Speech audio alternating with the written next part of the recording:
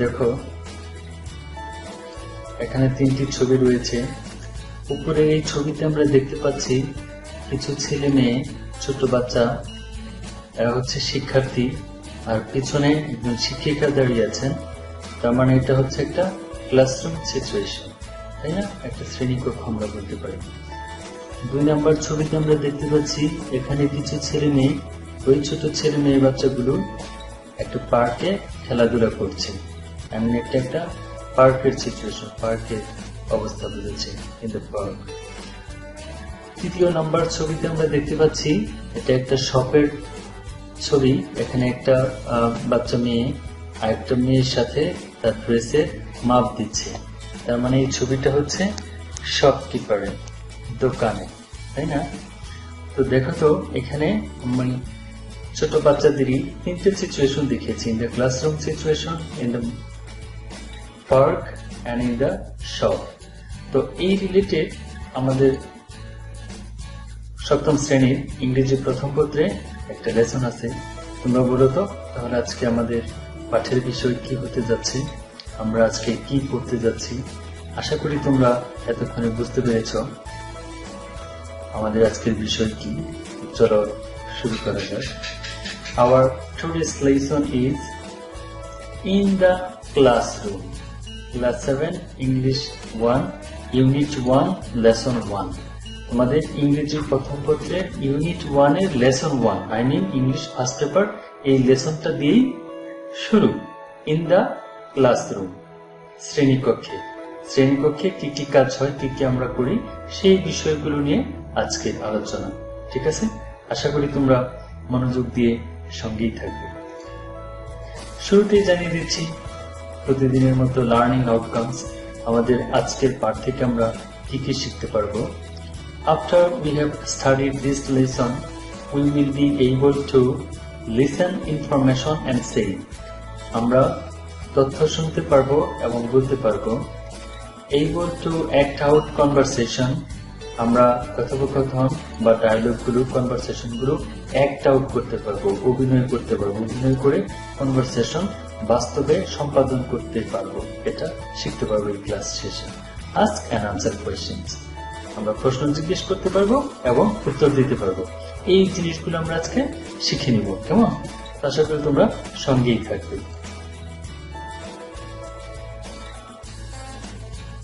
দেখো সেকশন এ, আমরা জানি যে প্রতিটা পাঠে কিছু সেকশন থাকে, প্রত্যেকটা সেকশনের একটা কাজ থাকে, কিছু অ্যাক্টিভিটিস থাকে। তো সেকশন এ তে আছে লিসন অ্যান্ড সে, মন দিয়ে শোনো এবং বলো। এটা একটা টেক্সট আছে। আমাদের রিডিং স্কিল, আমরা জানি যে আমাদের 4টা skill, listening, speaking, reading and writing. তো আমরা এই সেকশন এটা করলে আমাদের reading skill, I mean understanding স্কিলটা ডেভেলপ হবে। দেখো আমরা একটা ক্লাসরুম সিচুয়েশনটি ছবি দেখতে পাচ্ছি। এখানে টেক্সটটা রয়েছে, আমাদের মূল টেক্সট থেকে এই টেক্সটটা আমি তোমাদের জন্য নিয়েছি এখানে।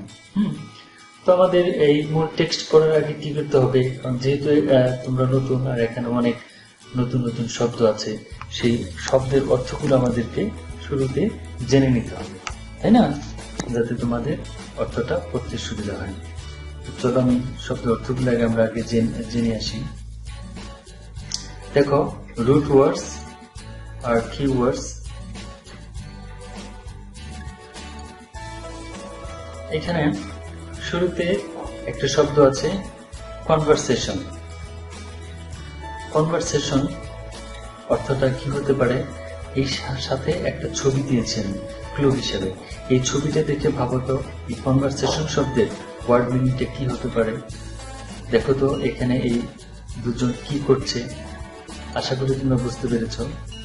ডায়ালগ, কনভারসেশন মানে হচ্ছে ডায়ালগ বা কথোপকথন, আলোচনা করাই, যে দুজন বসে কনভারসেশন করছে, আলোচনা করছে, কথোপকথন চালিয়ে যাচ্ছে, একজন বলছে আরেকজন শুনছে, আবার সে বলছে আবার সে শুনছে, এভাবে তারা কনভারসেশন চালিয়ে যাচ্ছে, ডায়ালগ চালিয়ে যাচ্ছে, কথাবার্তা চালিয়ে যাচ্ছে। পরের ওয়ার্ডটা দেখো পার্টনার। পার্টনার মানে কি? দেখো এখানে আমি একটা ক্লু হিসেবে একটা ক্লু পিকচার দিয়েছি। এই ছবিতে দেখো তারা কি করছে, দুটো জিনিস একত্রিত করার চেষ্টা করছে, সে আর সে দুজনে মিলে একত্রিত করার চেষ্টা করছে। তাহলে বলো তো পার্টনার শব্দের অর্থ কি হতে পারে? আশা করি তোমরা বুঝতে পেরেছ। অ্যাসোসিয়েট, সহকারী, সাহায্য করা, সহযোগিতা করা, যে সহযোগিতা করে, সাহায্যকারী হিসেবে, সহযোগী। এই একজন সহযোগী হিসেবে তার সাথে কাজ করছে পার্টনার। তো চলো আমরা আরো নতুন কিছু শব্দ দেখি।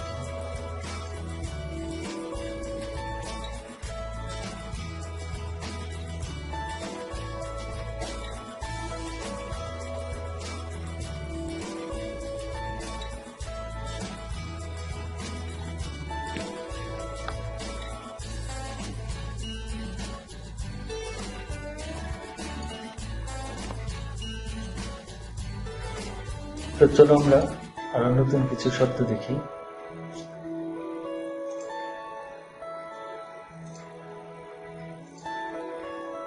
রিমেম্বার, রিমেম্বার মানে কি? দেখো এখানে একটা ক্লু দিয়েছি আমি ছবি হিসেবে। এই ছবিতে সে কি করছে দেখো তো, ভালো করে খেয়াল করো। সে আনমনে তাকে কি যেন করছে। রিমেম্বার মানে হচ্ছে রিকল, স্মরণ করা, মনে করা। সে দেখো চিন্তা করছে, ভাবছে, থিঙ্কিং, রিকল করছে, স্মরণ করছে কোনো কিছু। এই যে দেখো পরের শব্দটা দেখো, স্পিক। স্পিক মানে কি? এই যে দেখো একটা ক্লু হিসেবে ছবি দিয়েছি, সে কি করছে, এই চিহ্নগুলো কিসের দেখো তো, ভাবো তো তোমরা। স্পিক মানে কি হতে পারে? আন্ডারস্ট্যান্ড করো।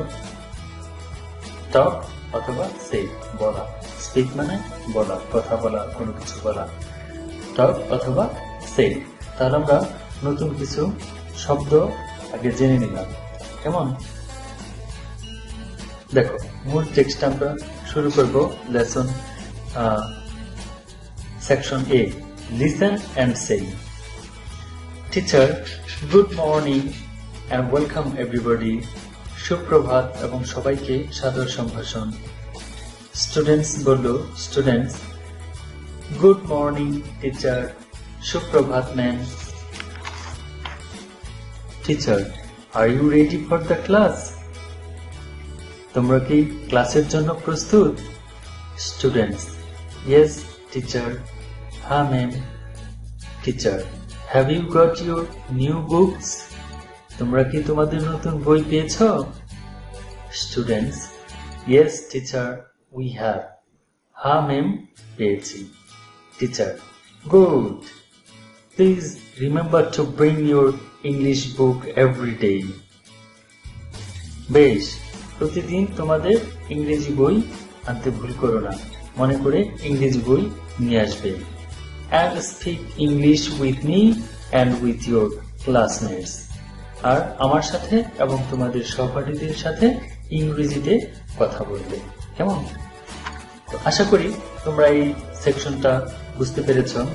আমি হুবহু বাংলা অনুবাদ করে দিলাম তোমাদের, যেহেতু তোমরা সপ্তম শ্রেণীর শিক্ষার্থী, অনেকেরই সমস্যা হবে, এবং কিছু শব্দের অর্থ তোমাদেরকে ছবির মাধ্যমে, বিভিন্ন ক্লুর মাধ্যমে শেখানোর চেষ্টা করলাম। ওকে, সেকশন বি তে কি আছে? সেকশন বি তে আছে, read the conversation and act it out in pairs. এই কনভারসেশনটি, কথোপকথনটি পড়ো এবং তা জোড়ায় জোড়ায়, পেয়ার মানে হচ্ছে জোড়া, জোড়ায় জোড়ায় বাস্তবিকভাবে সম্পাদন করো। ক্লাসরুমে আমরা একজন আরেকজনকে নিয়ে দুজনকে জোড়ায় জোড়ায় করে এই ডায়লগটা আলোচনা করব। Discuss this questions with your partner. কিভাবে আলোচনা করব? একজন শিক্ষকের ভূমিকায় থাকবে, আরেকজন শিক্ষার্থীর ভূমিকায় থাকবে। শিক্ষক যে মেম যে কথাগুলো বলেছিল, ডায়লগগুলো, তোমরা একজন বলবে, আরেকজন শুনবে, আবার সে উত্তর দিবে, আবার তুমি বলবে। আমরা এইভাবে যখন ক্লাসে যাব, ক্লাস খোলা হবে, তখন এটা আমরা আলোচনা করব, অ্যাক্ট আউট করব, বাস্তবে সম্পাদন করব। এখন দেখো বলছে, discuss this question with your partner. তোমার পার্টনারের সাথে এই প্রশ্নটা আলোচনা করো। কোন প্রশ্নটা? What does the teacher ask the students to do? শিক্ষিকা ছাত্রছাত্রীদের কি করতে বলেন? কি করতে বলেন? এখন তোমার পার্টনার বলবে, উত্তরটা দিবে কি? উত্তরটা এখানে আছে, দেখো আমরা উত্তরটা দেখছি, এটা উত্তরটা কি হতে পারে? The teachers asks the students to bring their English book every day and to speak English with her and their classmates. শিক্ষিকা কি বলেছিল ছাত্রছাত্রীদেরকে প্রতিদিন ইংরেজি বই নিয়ে আসতে বলেছিলেন এবং তার সাথে এবং তাদের সহপাঠীদের সাথে ইংরেজিতে কথা বলতে বলেন, যে তোমরা সবাই আমার সাথে এবং তোমার বন্ধুদের সাথে সহপাঠীদের সাথে ইংরেজিতে কথা বলবে। কেমন? এটুকুই বলেছিলেন। তো আশা করি তোমাদের সেকশন বিতে আর কোনো সমস্যা নেই। সেকশন বিতে আমরা করে ফেললাম, আর ডায়ালগটা আমরা ক্লাসে যখন আমরা শুরু করব তখন আমরা এটা ক্লাসরুমে অভিনয়ের মতো করে করব, অ্যাক্ট আউট করব। ওকে, তাহলে পরবর্তী সেকশনে চলে যাই। সেকশন সি শুরু করি। দেখো সেকশন সি তে রয়েছে now answer this questions. Number 1, do you speak English with your teacher? তুমি কি তোমার শিক্ষকের সাথে ইংরেজিতে কথা বলো? If you do, when and how often? বললে কখন ও কতবার বলো? Number 2, do you speak English with your friends and classmates? How often? তুমি কি তোমার বন্ধুদের সাথে এবং সহপাঠীদের সাথে ইংরেজিতে কথা বলো? কতবার বলো? Number 3, if you speak English outside the class, where do you speak it? ক্লাসের বাইরে ইংরেজিতে বললে কোথায় বলো? Number 4, do you watch any English programs on TV? তুমি কি টিভিতে কোনো ইংরেজি অনুষ্ঠান দেখো? And what programs do you watch? কোন কোন প্রোগ্রামগুলো তুমি দেখো? কোন কোন অনুষ্ঠানগুলো তুমি দেখো? তাহলে আমরা এই প্রশ্নের আনসারগুলো আমাদের ওই প্যাসেজেই আছে, যে টেক্সট আমি আগে পড়েছি।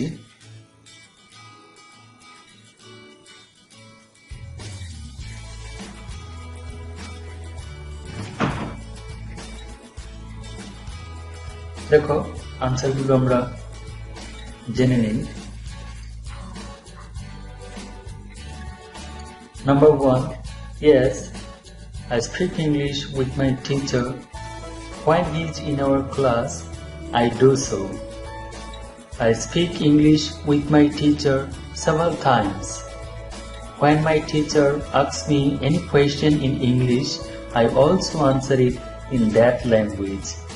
Besides, if I am unable to understand any point, I ask my teacher about it in English. Number 2, yes, I speak English with my friends and classmates.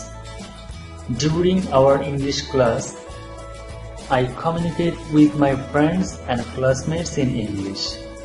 Besides, I speak English with my friends and classmates in common room. In fact, I communicate with my friends and classmates in English several times. চলো আমরা 3 নম্বর আনসারটা জেনে নেই। If I speak English outside the class, I do so in common room and at home. Number 4, yes, I watch English programs on TV. I usually watch world news on BBC and CNN. English movies on Fox Movies, Star Movies, HBO.